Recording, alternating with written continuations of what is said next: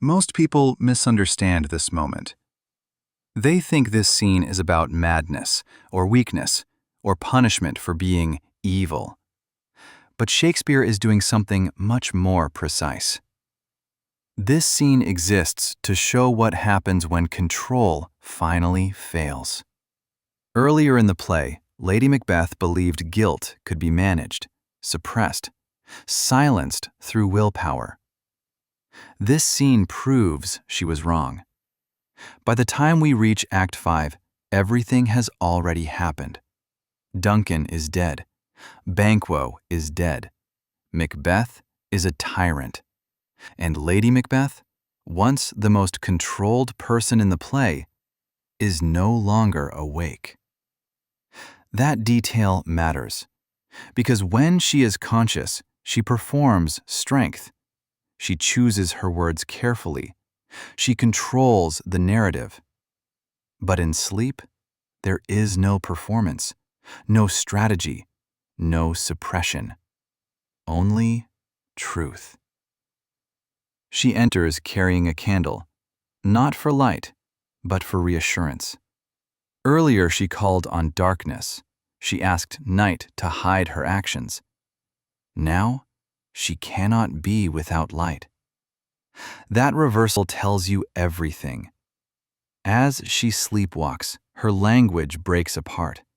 She repeats fragments, half sentences, obsessive gestures. Out, damned spot.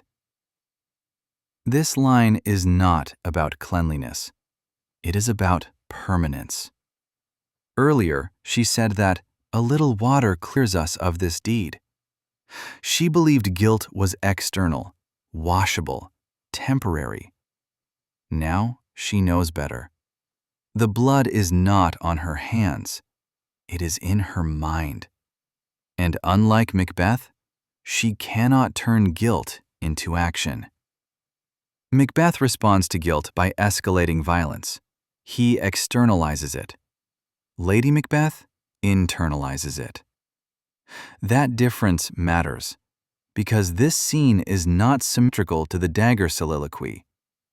The dagger scene shows how violence begins in thought.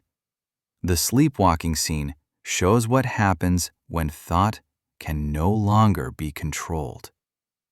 She relives the murders in the wrong order. Duncan, Banquo, Lady Macduff. That disorder matters.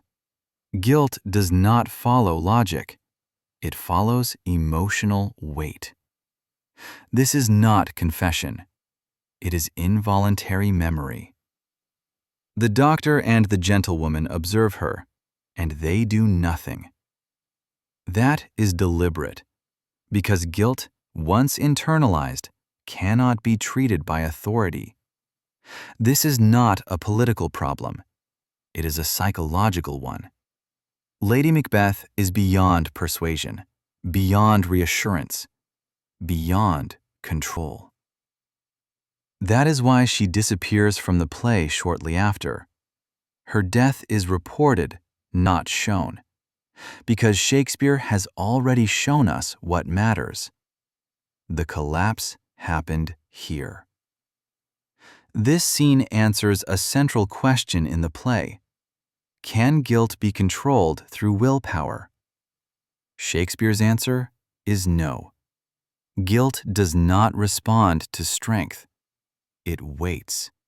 It leaks. And when it surfaces, it does so without permission. Most people misread this scene because they focus on punishment. They think Lady Macbeth is being punished for her ambition. But Shakespeare is not moralizing. He is diagnosing. Lady Macbeth believed emotion was weakness. This scene proves that suppressing conscience is not strength. It is delay, and delay only makes the collapse worse. This is why the sleepwalking scene matters so much. It completes the psychological arc. Macbeth chooses violence consciously. Lady Macbeth loses control unconsciously. Together they show both sides of the same truth. Guilt can be denied. It can be redirected. But it cannot be erased, and once it surfaces, it speaks in fragments, not arguments. That is why this scene is quiet. There is no violence, no spectacle, no confrontation. Just a woman walking in the dark, trying to scrub away something that cannot be touched. This is not madness as chaos. It is guilt without language. And that is far more unsettling.